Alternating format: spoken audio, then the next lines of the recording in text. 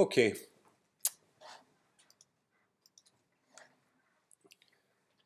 So, obviously over the last few weeks we've been working away with my mixes and stuff, and as promised today was for mastering. So some of the plugins I'm going to use today aren't available on these machines, but this is the machine that I work from in the studio that I've brought in with me today. So I've got a whole host of these legitimate plugs that I use to craft the sound, to shape the sound.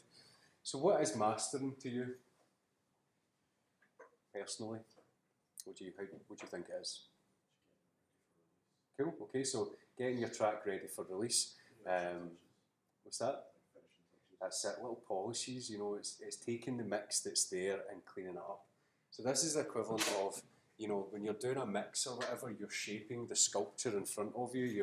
You're chiseling away at it. But when you're finished, the mix you can see what it is, where that's meant to be a person's head, or that's meant to be a statue of something. But it's still a bit rough around the edges, okay? It's still a bit, you can see the shape, but you generally need to get in there and polish it up. So mastering would be the equivalent of getting in there and taking your chisel, taking your sandpaper and rounding everything off, making it really accessible, making it the finished product. So a few different people talk about mastering, you know, differently, but it's all about, you know, your own prejudice, your own bias. So for me, mastering isn't in any way an exact science, and it is quite an art form, because every track you do, you have to approach differently. There are some standard things that you can obviously consider, but unlike mixes where, you know, if you've got like a saxophone and you know where the sweet spot is and you know how to kind of get in there and EQ it, mastering can be different, and you can do something earlier on in your mastering chain that might seem insignificant, like a tiny little bump at an EQ curve, or maybe just firing on a really light compressor. But when you get to the end, when you're lifting the overall loudness of your track, you start to notice that those little tiny changes you make earlier have actually, you know, are adding to a significant impact later on in the chain. So mastering isn't just about making things loud, and that was a misconception that was kicking about for a few years. You've all heard of loudness wars? Yeah. Okay, so the argument now is that if you want your music to stand up on the radio or Spotify, it's got to be crushed via a limiter. So you've got to take your set your threshold right at the point of distortion with the cut and lift everything up to it. Of course, this will give it impact, and it'll let it stand up if it's played next to similar music. But there's now been a commitment by mastering engineers, especially at a lower level, not talking about your top end, like $5 grand a track mastering engineers, but most of us that are just kind of doing it and working at a lower scale. I've decided that, you know, we're not going to keep pushing everything, crushing everything up to the ceiling. Remember, as you get up to the ceiling, you start to deform the waveform, you start to distort it, and those really important transient signals that come through, like your kicks and your snares, they get muddied out, they get rounded off when you over limit at this point, which is obviously just a brick wall compressor. So your kicks go from being nice and to being, you know, they lose all that attack portion of the envelope, and it just blends into the rest of the track. Quite nice. I'm going to use these different plugs up here. I'm going to give you a wee bit of a history on them, or at least just, you know, how you should be using them, things to consider. I'll very quickly explain some of the controls, the important ones anyway, but we'll try and listen to it out, you know, and really hear the differences that are getting made. So first of all, the track that we're using is a track called Girls Like Me. Okay, it is a track by an artist that I've been working with now for about 4 years, and she came to me with an idea of the song, basically how should we put it together with a basic groove. She just wanted all the way through it, so I took that idea and then I ran with it and made this song. So I put horns in it, there's loads of percussion, there's loads of backing vocals, there's tons of effects, there's big dirty kind of saw bass leads in here as well. There we go. So plenty of fun to be had. So let's just give it a quick listen first of all.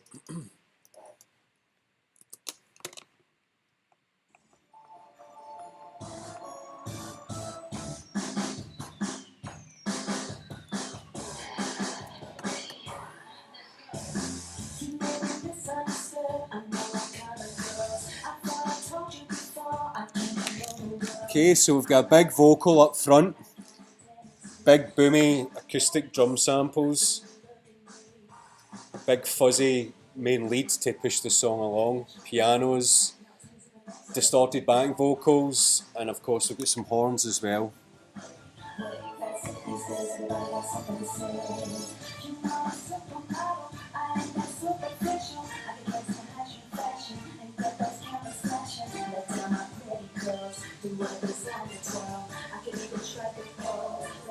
You can hear underneath the distorted lead, I've dropped in a sub bass as well, just to really fill out the bottom end in there.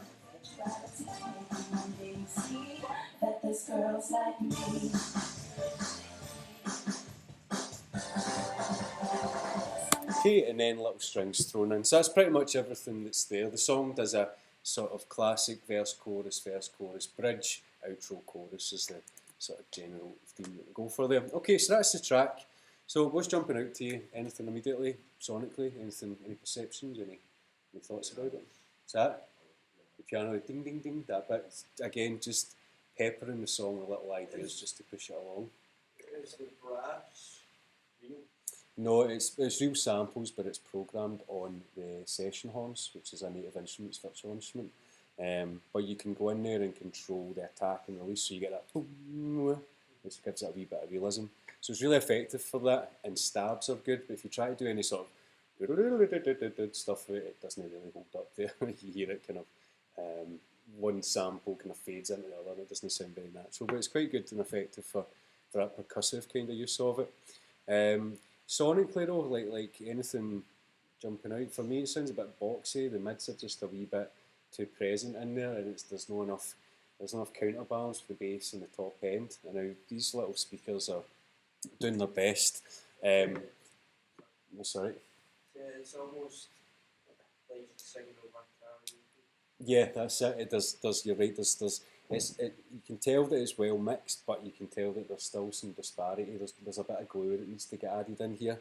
So if you imagine all your little instruments in here are all little individual pillars of sound, what the master's going to try and do is blur the edges of those pillars so they all start to merge in with each other, and that's what we're trying to do. We're trying to glue the track in.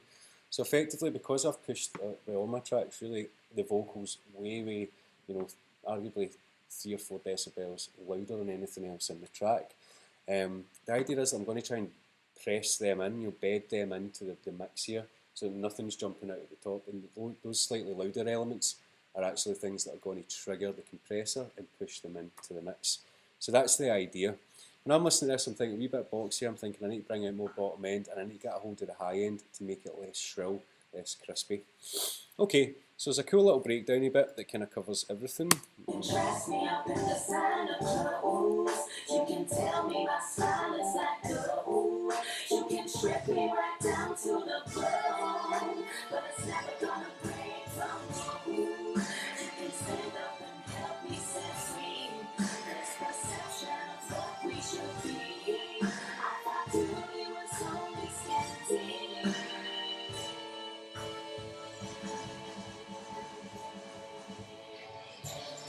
Okay, so that's the kind of dynamics we've got to play. We can see from the mix here that it's pretty well balanced, but we've got plenty of headroom to kind of move into here. So, first things first, I'm going to bring in some harmonic saturation. Now I've done a sort of Blue Peter mix here, because I'll be using the speakers and I'll be talking, so I might miss some little things, but this one has been done under the scrutiny of the headphones. So we'll come back to this at the end, but I'll walk you through everything that I'm choosing here. So the first one I'm going to use is the virtual tape machine, and this comes with a Slate Everything bundle. Oops. I clicked the wrong thing there. 2 seconds. Harmonic virtual tape machine. So you've got this classic emulation of 2 different types of classic tape machine.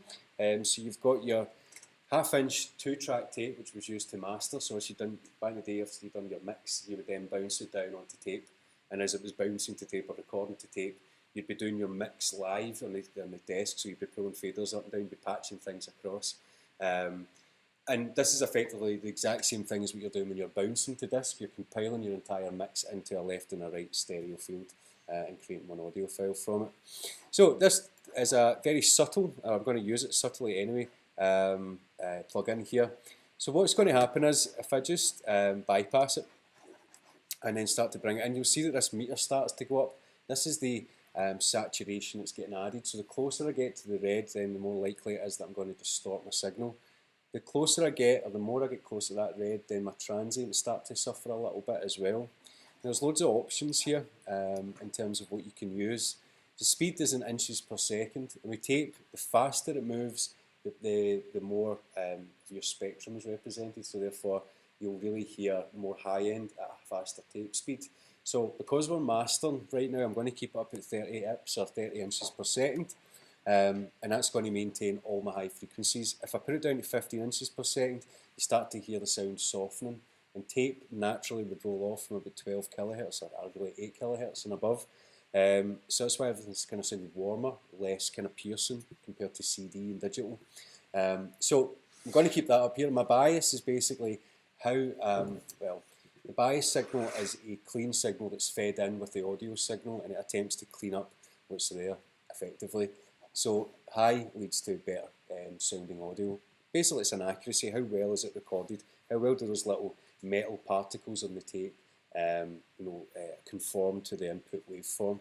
So I'm going to keep it at high there. I'm going to keep it to 2-track, and these are 2 different types of tape here. Again, I just toggle up and down with my eyes closed until I feel that one sounds better than the other.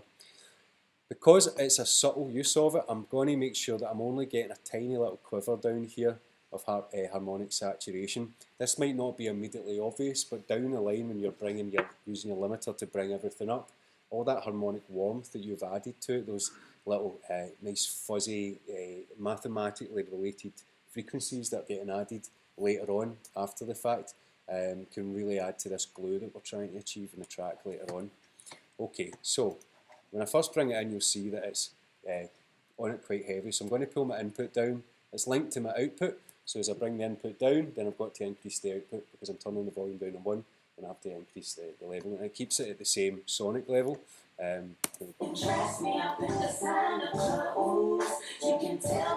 that's cool, but obviously make sure you go to one of the louder parts of the track so you can fully appraise it.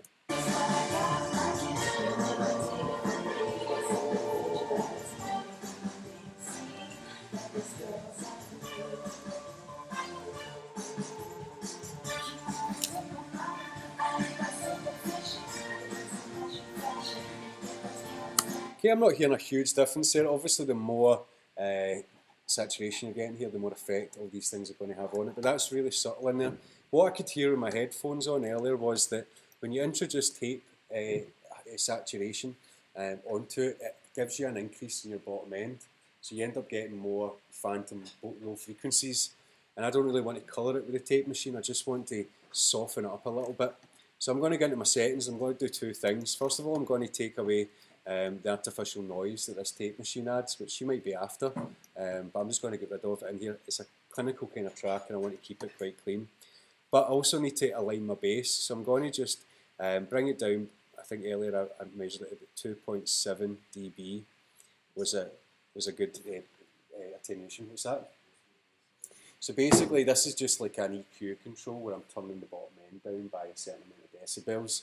And the reason I'm doing that is because just adding on this tape saturator can actually add a little bit of phantom bottom end to it, so it actually increases the perceptions of the low frequencies. So I'm going to counteract that and bring it down here, because what you'll hear is when you've got a subwoofer or a big 8-inch speakers, or with your headphones on that can handle the bottom end, you hear it gets dead kind of boomy and just ill-defined down in the bottom end to the spectrum. So just pulling it out there is going to give me a wee bit of room later on. So that's the virtual tape machine. Very subtle use of it. Again, we're not after big obvious changes. That's the temptation when you're using any of these processors, is to fire it on until you hear it, singing and dancing. But we're not after that. We're after subtle little changes that are going to have a bigger impact later on.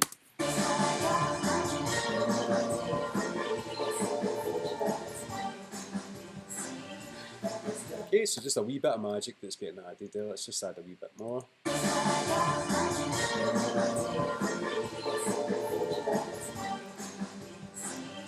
Cool, okay.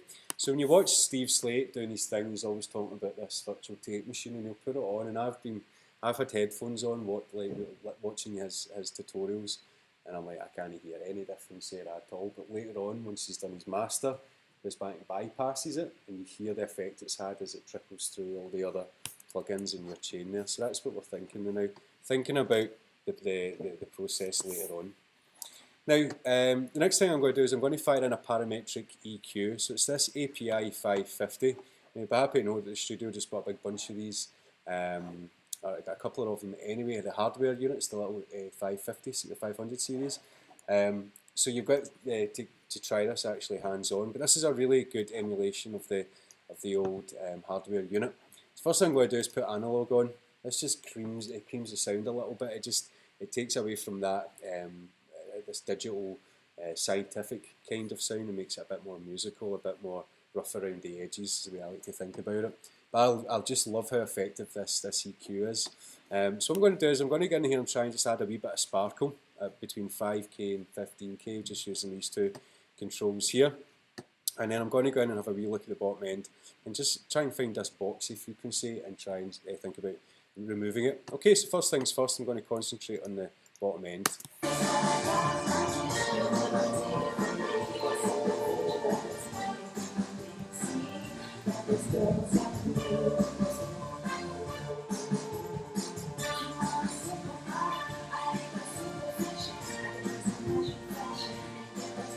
Cool, okay, so 50 Hz is sub-bass frequencies. It's more just to do with filling out the bottom end of your mix, all right? Whereas 100 Hz is now real into the frequencies we can discern quite clearly, so I'm going to try and avoid that. Now, without a subwoofer and the fact that I'm sitting behind the speakers means that this might sound different to you than it will be to me, but hopefully the discussion of it and talking about it is going to justify my decisions here. So I'm going to add a little 2 dB lift at 50 Hz. Okay, it's a little low shelf, it's going to lift 50 Hz up. So all that bottom end information is going to come back in here. Okay, again, not going to really notice it through the head of the speakers there because we have a subwoofer. Next I'm going to do is sweep up through my mids, so 240 up to 700 Hz. And I'm just going to find something that either I like or I don't like and make a decision about what to do with it.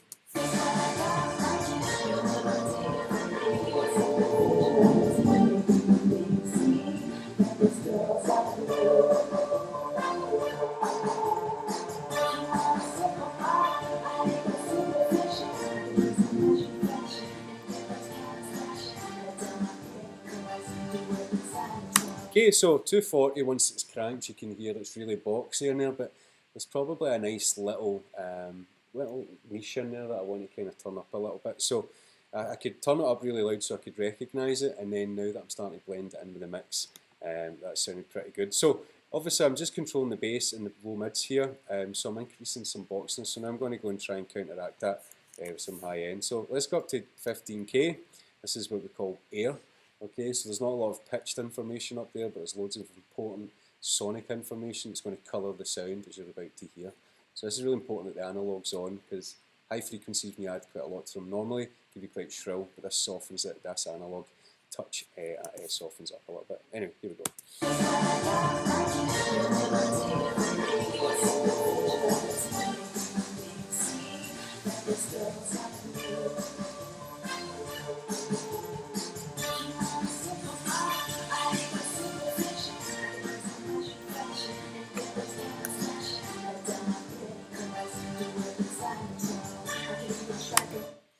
Cool. Okay, so 15K, obviously I'm sure you're all hearing what's happening there. It's adding a bit of magic, a bit of sparkle to it. And then last one I'm going to go is 5K, and this is just from mastering a million things. I know that I'm going to go to 5K, and if I bring it up by 2 dB and it sounds good, I'm going to keep it in. It's a very noticeable frequency range for humans, and you can tell immediately if you need to control it by bringing it down, or if it's a sweet spot that's going to sound pretty good. So I'm going to put my headphones on just to give this another listen.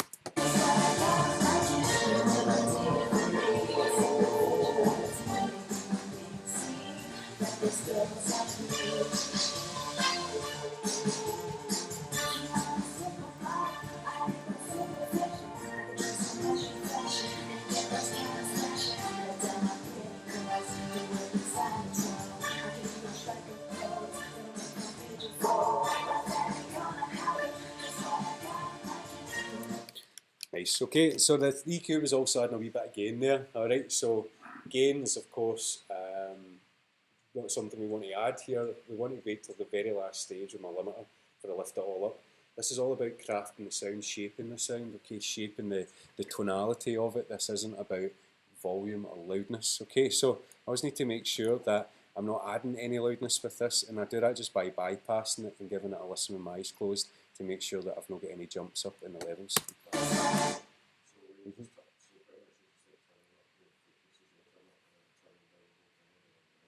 Yeah, so it's effectively any time I turn anything up there, I'm adding gain, so I'm just counteracting it at the master output.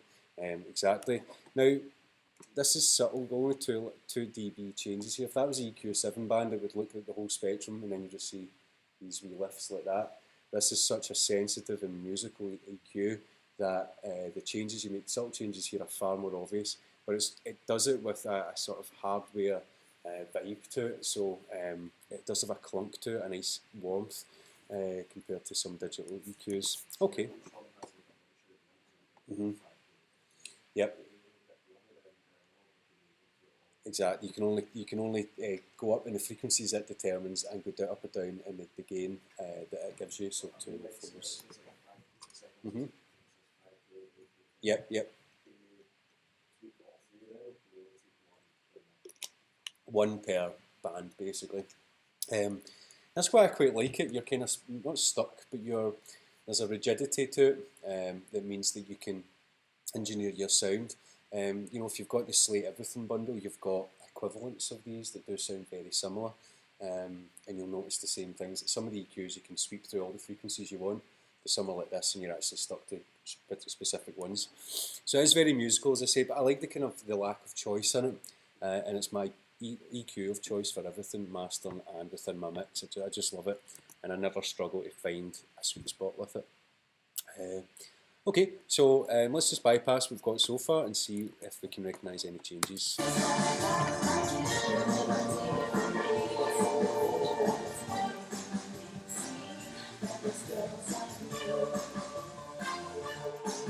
Cool, okay, nice and subtle. We've not added any gain, we've just cleaned it up, introduced some interesting sweet spots, I think is what's kind of hard to. So let's see what we've got earlier on. So the one from earlier was I didn't push the high end quite as much, and that's probably because as I got through into these later units, I maybe adding some more high frequencies, so therefore I went back to my EQ and took them away, but we'll do this process together. Okay, the next thing I'm going to do is use a bus compressor. Now the SSL bus compressor is the industry sort of standard. They make an absolute fortune off the hardware for this, and you know they've only recently released it as a SSL native, so you don't need to run it through the Duende or anything like that. You can run it from your hard drive. But all I'm going to do is subtly kiss this bus compressor. So every time the big transient elements of the track come in, I should see the compressor gain reduction spiking. So that means if I've got a really loud element, the compressor is going to jump on top of it and pull it down. Okay. What I should also see is just some gentle quivering when the track is loud and bustling and everything else is going on. So that means that I'm really catching the compressors, really catching the transient things like the kicks and the snares. And they're going to be the thing that kind of dictate what is getting compressed and not. But then underneath it, I'm going to have loads and loads of music there, and it's going to be consistently getting compressed in the background.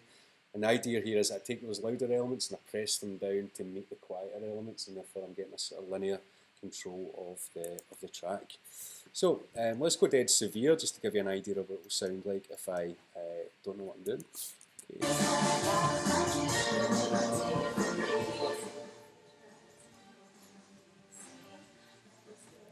Okay, you can hear it distorting, degrading in there. You can see also as well that there's too much compression going on. Everything's getting compressed. There's no point compressing everything because then your track's just getting squished and you've lost all the character that you've mixed into it. Okay, so let's be sensible. So as always, I go for a very, very long attack and the quickest release that I can get. So that means that the envelope, remember the audio envelope we've got, has got time for the sound to get up to its attack portion. So the transient things like kicks and snares should be able to have the entire sound come out of the speakers. And then the release is so quick that even when the compressor is actioned, it's only on it for a small amount of time and then it drops back off. So I'm going to try and balance this. I'm going to keep the release right down at its quickest and just bring the attack down a little bit.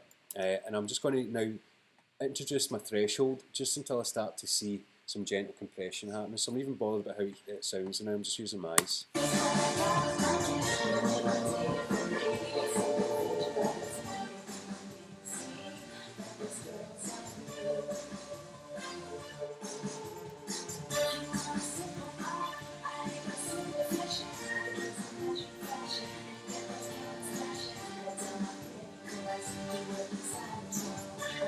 Okay, so you can see kicks, snares and vocals are all getting compressed. Because every time I can hear that, I can see the compressor working a bit harder. So I know confidently moving forward that that's getting controlled. Again, I'm not trying to add any gain, so I'm just balancing these off. Now don't worry if you're not hearing a significant change here, okay? It takes time to really focus into the sound and know what it's doing. But the way I see this is that the louder elements, the kick, the snare and the vocals, they were all sitting above, sonically, loudness-wise, above the rest of the track, have now getting compressed. So the rest of the track isn't getting touched by this bus compressor. Those louder elements are just now being pressed into the mix and they're gluing in. So they're basically, as I say, bedding in. That's it. They're blended with the rest of the track in there, but it is subtle. This is going to really benefit from this later on.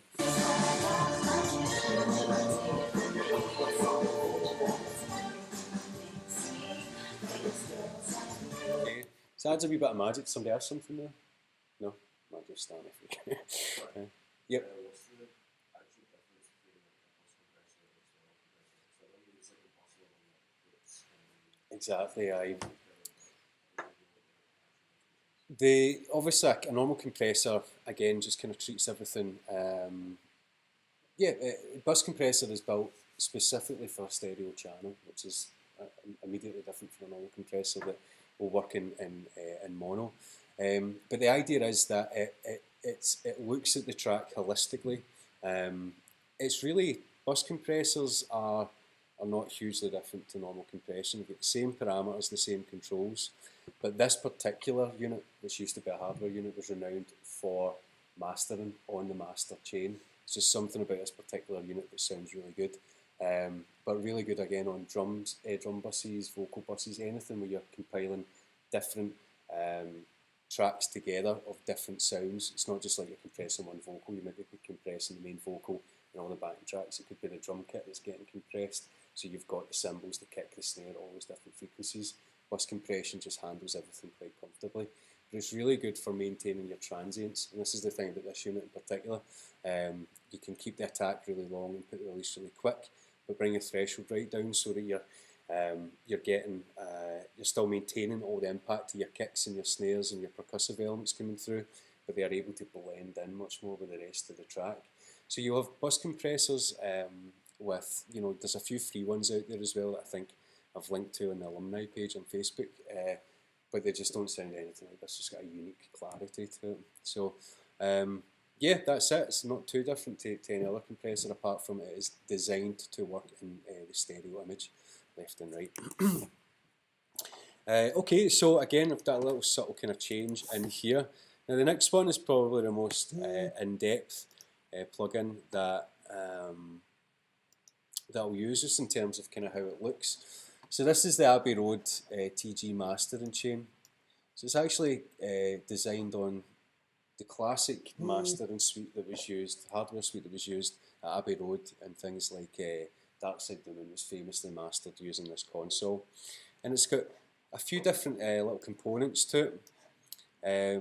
We've got our input here, and on the input I can obviously increase the gain if I want to, or bring it down. And I've got this little tape equalizer that effectively just allows us to change the tonality of it depending on what medium we were then bouncing to, so what type of tape, or we'd be mastering it for vinyl, for instance. And one of the big things that George Martin, who obviously was a producer that pioneered quite a lot of new technology as well as approaches in the studio, suggested that in America the bottom end that they were able to maintain on their vinyl records was something that the British just couldn't with the technology they had. And this is one of the big game changers in it, because it was all about bottom end. So you'll hear the differences when I go through this tape EQ. Sometimes it'll add a lot of sparkle, sometimes it'll sweep and scoop out the mids, leaving a sort of happy face mentality, a right happy face filter. But you'll hear tonally what's happening in here. I've also got my tone controls, or EQ. I've got my limiter, and I've got my filter as well here, which all do kind of things as you'd imagine. me just sit back a wee bit now so I can see the room. Cheers. Okay, so you can change the order of these, and you can also go in here and get into more in-depth controls with them as well. So things I'm going to use here, I'm going to show you all of them and what to do. We'll just have a discussion and try and kind of hear them out. So first thing we'll do is listen to this tape EQ and see if it makes a change for the better. Okay.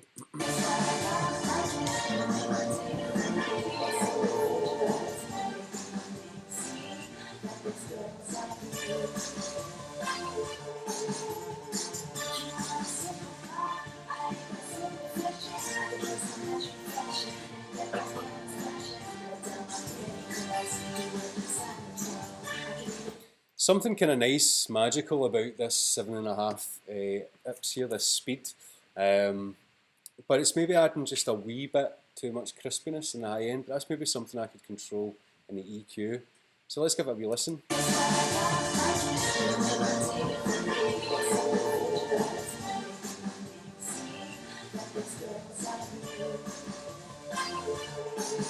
So I did a wee something.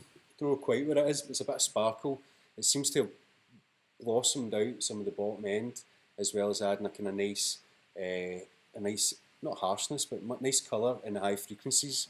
So with that in mind, I'm going to move on to the next bit. So I've got my EQ control in here. Now I can treat it in stereo, which means that whatever changes I make on one side will just be linked to the other. I can do it in dual, which means I can process the left and the right independently of each other. Or I could use mid-side pairing, which effectively uses interesting technology to split the signal into 3 channels, left, right and middle, mid-side pair, okay? Where I've got really 2 poles of audio, right out, hard left and right. I've also got a separate mix in the middle. And what I mean by that is that I could focus all of my bottom end and low mids and keep them in the middle of the mix, but put my high frequency components out to the hard left and right. But it's a dangerous game, mid-side pair. I use it quite a lot when I'm dealing with other people's mixes, because I can never truly control sometimes how people have panned things. So for instance, they might have a really high frequency hi-hat and tambourine out to the left-hand side on the mix, but on the right there's nothing there. So when you're listening to it, you hear all these high frequencies on the left, you start to localise your sound, you start to hear the sound off to the left, and your brain starts to pan everything over to that side. So I might then go in here and do it is use my mid-side pair to, excuse me, to intuitively reduce the high frequencies on one channel while maintaining them in the middle and the right, and then it balances it all off. So that's a really in-depth way of using it. But for the time being, we're just going to keep it in stereo, which means if I make changes on one side, then I'll be making them on both. Okay, so again, this is quite proprietary to this particular unit, but the main things you have to know is that you've got your frequency selector in kilohertz here, you've got your gain control, and then you've got your filter type. So you can either have a low or a high shelf, you can have what's called blunt, which is a really wide Q. Remember, think of your EQs, when you increase the gain, you've got that bandwidth control, so this would be a really wide version of that. You've got medium, which is just the middle, and then sharp, I think this stands for, or shunt, I think somebody had said. It's a really narrow spike, which you might use just to find your perfect frequency. This is a really musical EQ. You need to kind of crank it before you hear it make significant differences. This is you actually can feel the voltages of the electronic signal changing as you start to modify this. So I'm just going to listen to a couple of things and try and make a decision on it. I'm going to put my headphones on. So just watch the changes I'm making. Frequency control, gain, and then my curve type, my filter type. Okay.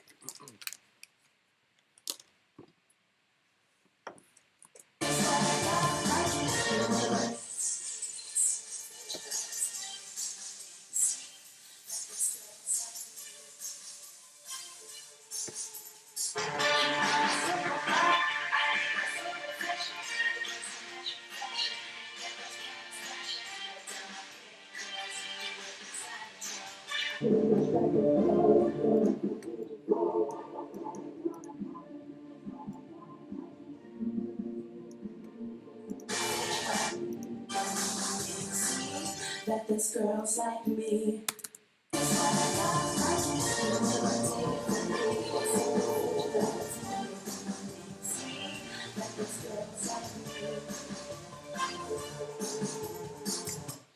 It's just a stunning plug-in. So I'm killing my control there just by turning this off and on again. There's just that little moment where it glitches just before it plays out, but give it a listen. With headphones it's really noticeable, you can hear it going from quite a small boxy sound just to getting bigger and bigger, so there's some beautiful magic happening in here. Okay, so then without, what we'll do is we'll take it to quiet.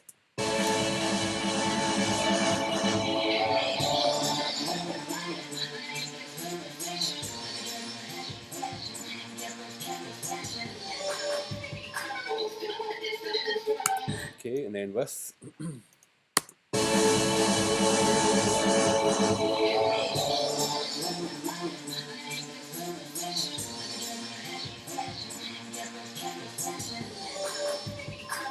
Okay, so the high frequencies are a bit brighter now, but they're not shrill. They're not coming through as that really piercing way.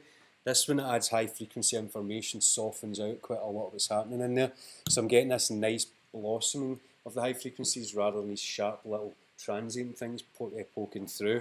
So this is a pure game changer plugin for my mastering process as well. So many things that I would sometimes have 2 or 3 EQs to counteract some of the digital artifacts that were getting added by some of these plugins. This just warms everything up. So that way that a good, tradesperson never blames their tools and all that sort of stuff. A good engineer will always tell you that if it wasn't for this particular bit of gear, they would have been struggling to get something sounding so good. This is why you need to think about investing in some of this stuff. So it's a very subtle change, but I'm really liking how this sounds. Again, let's just bypass that. See it, go back to the louder element in the track.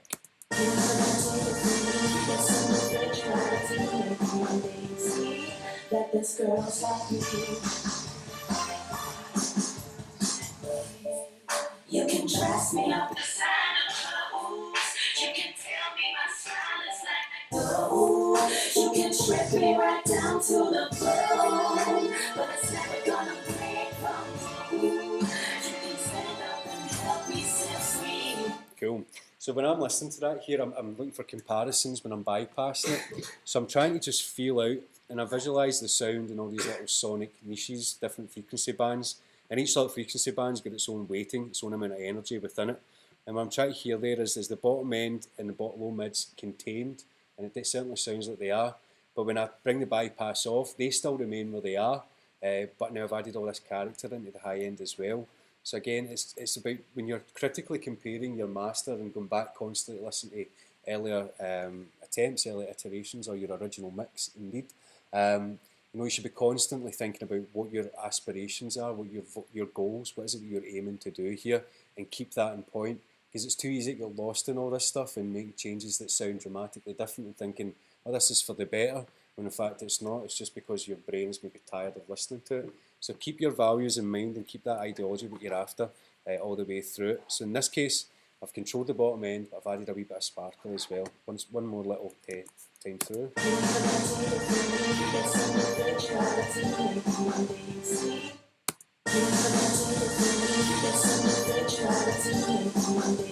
See what I mean? Like the bottom end, nothing's really changing too much in there, but all that sparkle's now been added in to the mids and the highs. And this is why this unit is just amazing, because it allows you to add in all these tones that would naturally be associated with shrill and unpleasant kind of frequencies and makes them really warm, and they are very important to this. Next thing I'm going to do is add in very gentle kind of limiting here. Okay, so again, your limiter is just like a compressor, and you've got loads and loads of confusing controls here. What I'm going to do is just simplify it and take us back out. So it's this component here. So I've got my little EQ getting added. I can shift the signal for whatever reason you might have mixed it and it's louder on the left-hand channel. You could balance it off just by starting to pan things across to the right-hand channel. Or you can use phase to do the same, but we'll just avoid them. Your mix should be balanced by this point anyway. So I've got my tone control, now I'm on to limiting. So for transient, and by transient I mean those songs that have got really jaggy kind of percussion things, or big quick attacks, like this track's got, the whole thing's driven by that percussive track in the background. So because of that, I'm going to make sure that I keep recovery on 1 and 2. This means that it keeps the attack relatively slow and gives the track time to get up to its loudest point of the envelope. But if you're using anything like this, you'll need to study, watch videos, listen to people to get your own perceptions of it. These are the 3 different types of compression I've got. Very aggressive original one that used to get used on the hardware. And then I've got these kind of more modern ones, and the only real difference is the knee control. Remember the knee control in the compressor? And basically it's how soft or hard the compression kicks in. So if you've got a really hard knee for your kick drum, it's going to be really attacky, going to punch you right in the face. But if you've got a softer knee, the compressor kicks in a bit or less harshly, and therefore you lose less of the punch, less of the smack off the sound itself. Okay, I'm just going to add in some subtle little changes here, but let's give it a listen and see how it goes. Okay, so I'm going to mix back up. Make sure that they're linked, so any changes you make in one are made to both. So let's go quite severe with it.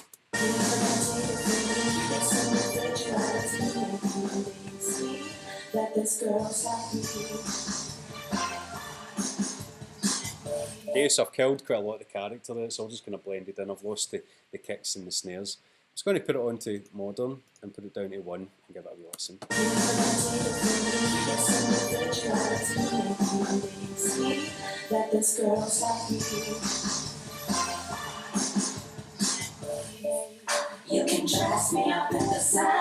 So I don't know if you can hear that or not, but I can hear it ducking out there. Just every now and again, you just hear the track getting slightly quieter, and that's because the compressor's working too hard on it, and I don't really have these settings correct. Okay, now when my mix is up at 100%, I'm hearing the limiter completely working. I'm just going to do it so it's quite severe, then blend it out a little bit, so I've only got a wee bit of the character going on.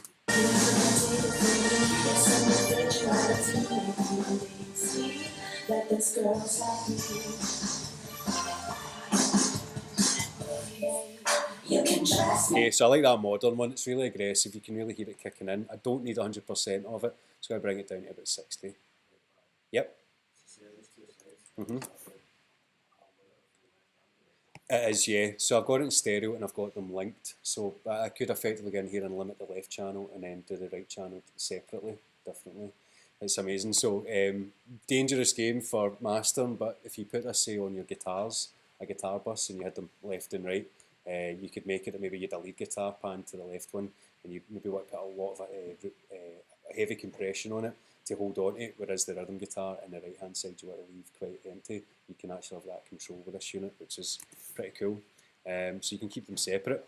You can also bring a sidechain filter in here, which means you can set a problem boxy frequency, and it's going to actually feed an alternative signal into this, which is going to effectively cancel it out. But I never really use it in this unit here. But to give you an idea of what's happening.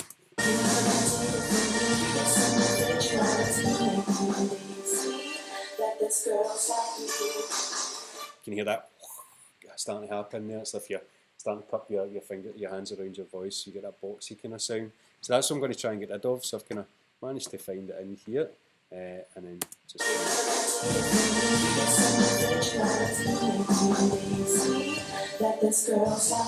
Okay, so you find that little frequency you don't like, and then you blend it in, and actually effectively scoops it out a little bit and makes it a bit warmer. Sweet. And this is one of my favourite touches on this this unit here, and it's the this filter that you've got. So you've got a high pass and a low pass filter, but you've got this presence control in the middle, and you're stuck to these particular frequencies in kilohertz. There's some magic in it. I always put this on my guitars, and it just adds this beautiful clarity to it. Okay, so let's give it a wee listen. I'm not going to bother with my high pass and low pass filters. Again, that's just going to clean the sound up too much. I'm just going to find something that I like in the mids and try and boost it. So any guitar players that have ever used a Fender amp would recognise the presence control. It's just a high frequency, sweepable EQ.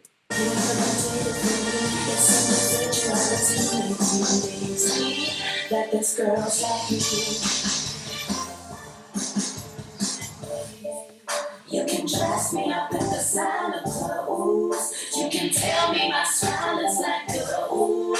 You can trip me right down to the bone, but it's never gonna break from you. You can stand up and help me set me. There's perception of so cheeky little thing, right? So subtle in there, but listen to the voice and listen to the kind of hi-hatty sounds. That's really what's affected in here. But again, it doesn't make them unpleasant, it warms them right up. Okay.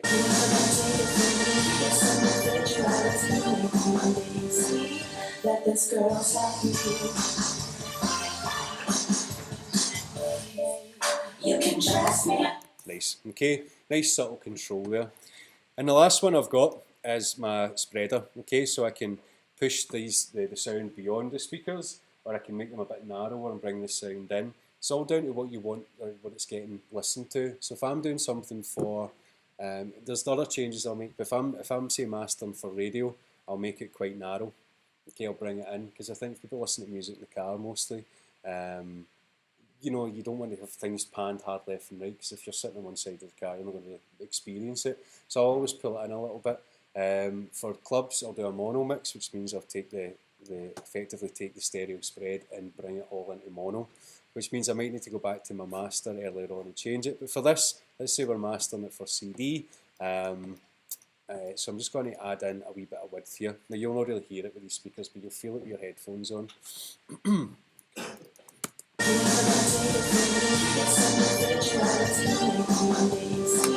Okay, so you'll not hear that, obviously, because the speakers are so close together, but effectively what you're doing is you're keeping all the mids and the bass in the middle, and you're pushing your high frequencies out just a little bit wider. Now you can see in here that I'm getting a clip somewhere, and you can see the output to this unit here is clipping, so I can take my cool looking little faders here and drop them down, and it'll tell you how much they're distorting by, 0.2 and 0.4, that's where these are sitting at. So I'm going to bring it down by 1 dB. Clear my clip, save it, clear the other clip from here by using Alt and C.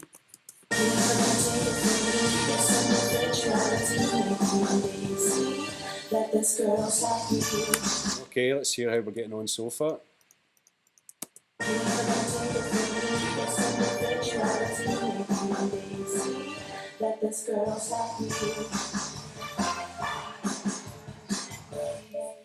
You can dress me up in designer clothes. You can tell me my style is like dough.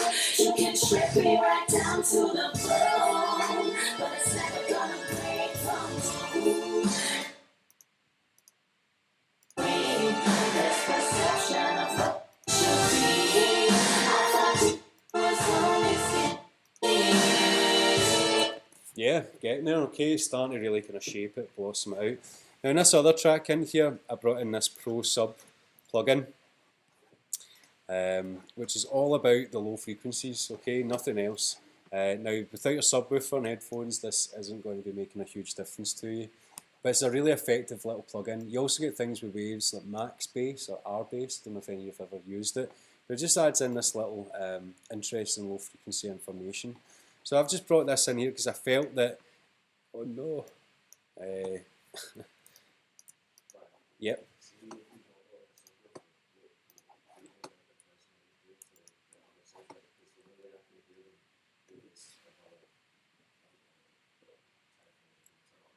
Yeah. Well, basically that's it, man. If you don't have a subwoofer, you just need to listen to it and everything until you've balanced it out. Trying to listen to on a subwoofer or 8-inch drivers is the way to do it. Good headphones like these will capture all the bottom end as well and give you a fair representation of them. But you really need big speakers to move the air, or you need well configured speakers really close to your ears in order to hear the bottom end effectively. Yep, totally. If it sounds good in the car, that's it. You've got your master sounding good. But that's it, man. Obviously, the cars usually get like 6-inch, 7-inch speakers as well in there, so they're handling quite a lot of bottom end, as well as where the speakers are situated. A lot of high frequencies are just naturally absorbed, so you get this relatively unequal representation of your mix. But you know, you can really hear the bottom end if it's working or if it isn't in there. But you just really need to get the speaker systems in order to properly monitor it. That's why you obviously buy reference monitors. These go down to about 80 Hz, then headphones to colour the bottom end should be okay. In here you can, again, just very gentle additions of 60 Hz. But that's me soloed 60 Hz. You can kind of half hear it. If the subwoofer was here, you'd hear that boom, boom, boom, boom, coming right out there. And if I had my headphones on as well. So that's really what I'm adding in here, this little 60 Hz band that just warms out all the bottom end.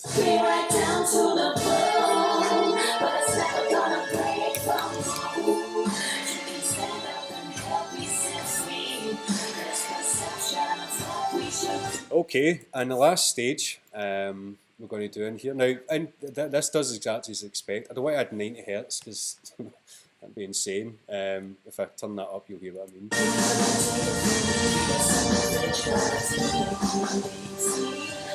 So listen to music in the middle of an earthquake or something like that. Got all this 90 Hz information that I just don't need. But 60 Hz is bringing up the sub bass, which is cool. And I've got plenty of the original sound in it as well, this direct sound in here.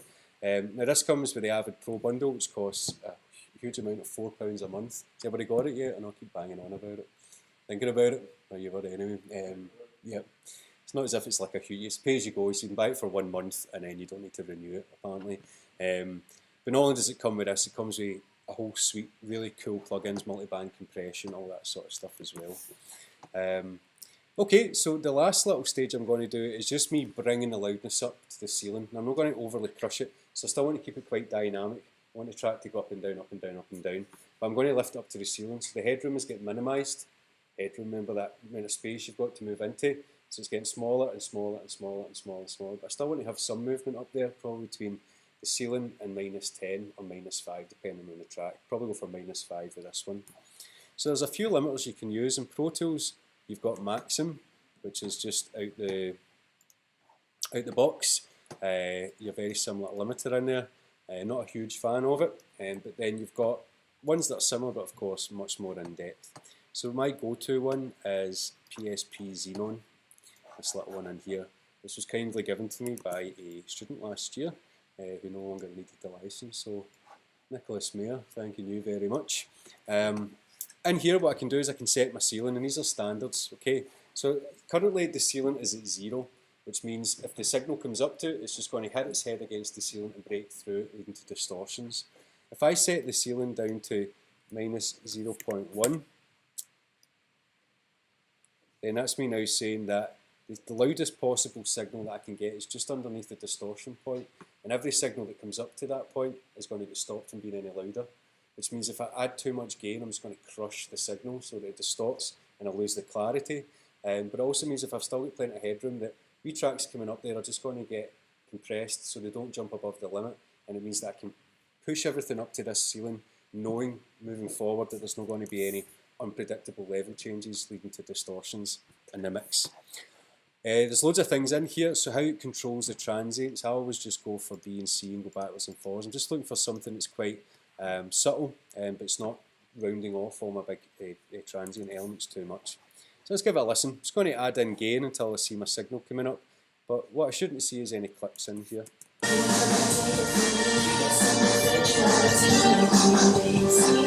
That this girl's like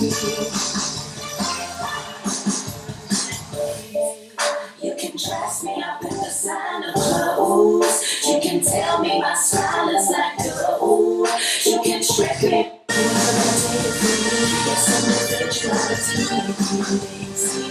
That this girl's like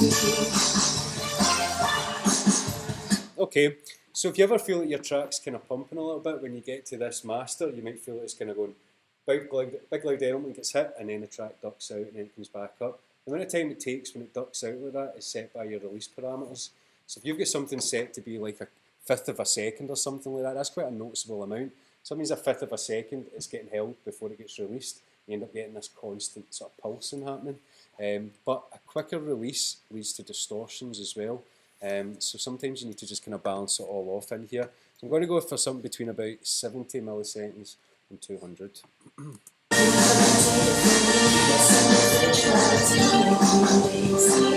that this girl's like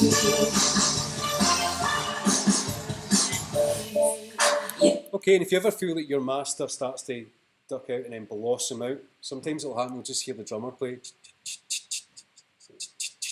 You're like, why is that? Why are the drums getting louder? And it's because your limiter is holding on to your performance for a certain amount of time, and then when the threshold or the signal goes underneath the threshold, it actually gets louder because the compressor stops compressing the audio, so it lets go of it and then it jumps back out the mix. So you need to always play about with your release. Now there's people that talk about actually mathematically thinking about the beats per minute that you're working on. So you get the tempo, which would give you your beats per minute, and then you would divide by 60 to get your beats per second, and then you divide by 1,000 to get your timing in milliseconds, and you're able to actually work out how long one bar would last, so your compressor would never really let go of your signal. But that's a bit boring way of working with it. I prefer just to use my ears and kind of go with feel here. So what I'm going to do is I'm going to fire the headphones on. I'm going to review everything quite quickly and make sure that nothing's jumping out, it's been wrong. Try and follow what I'm doing on the board. But obviously when you're talking through, it's difficult to truly appraise what's happening in here. So I'm just going to put the headphones on and give it a quick run through. Okay, so just try and follow what I'm doing on the board. That there's girls like me.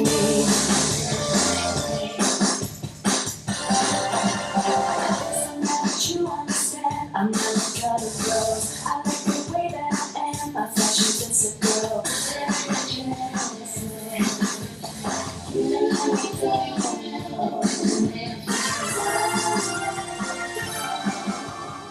Something that I don't know, and never let it go.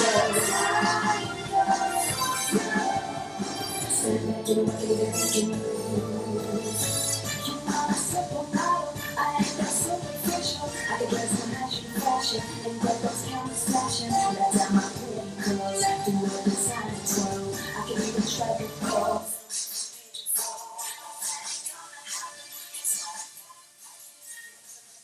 It's individuality these days.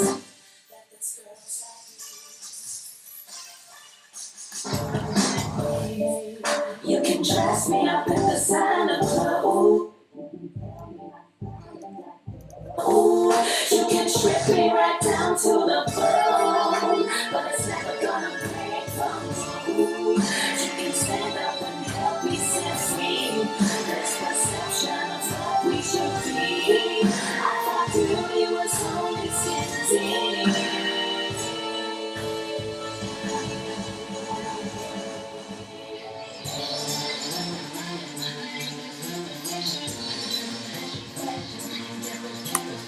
Okay.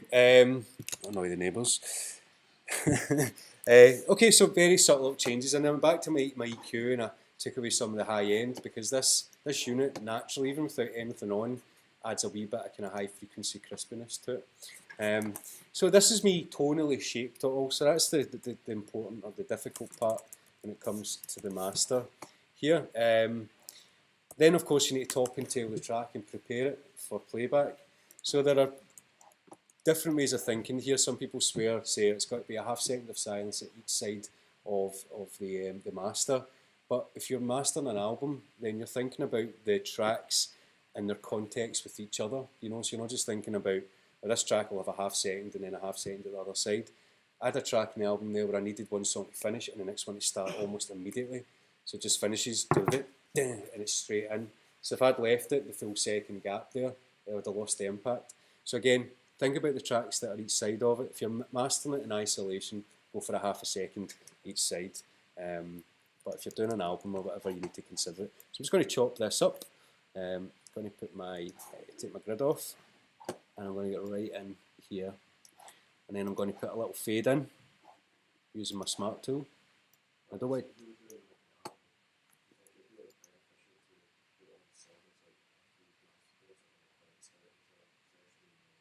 And then do it, that's how I do it, absolutely. So if I've mastered them, sometimes I'll have a master session that's got all the plugins that I'm using, but sometimes I'll just bounce them out, bring them in and set up in Pro Tools with markers, say first song start, next song start, and I'm able just to play it as one, all the way through to hear how the transition from one song into the other one.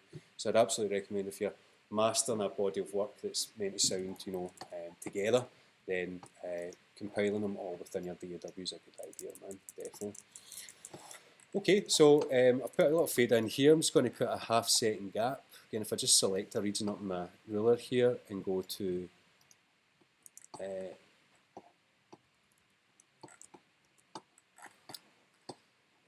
just go up to my meter here, I can see how long this bit is lasting. Okay.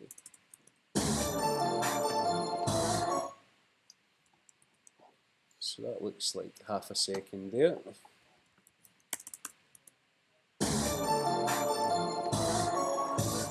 Cool. and a nice wee fade in as well there, so there's no glitching or anything like that. At the end, I'm just going to make sure that I don't cut out any audio, so let's find a point to cut the clip. Girls like me. I mean, you'd think it finishes, but if you really listen, you hear this artifact. Girls like me. Okay, so you've got that kind of spring reverb that was in the back vocal just hanging over there. So first of all, I'm just going to find a bit to cut it, and then I'm going to put a very quick fade out on it. Girls like me. Cool. There feels about right. Drop it out a little bit with a fade out. Check it again. That there's girls like me. Okay, and the feeling here for me feels about there as an appropriate time to finish it. I'm going to set up a little marker and call it end. Okay, give it a listen. That there's girls like me.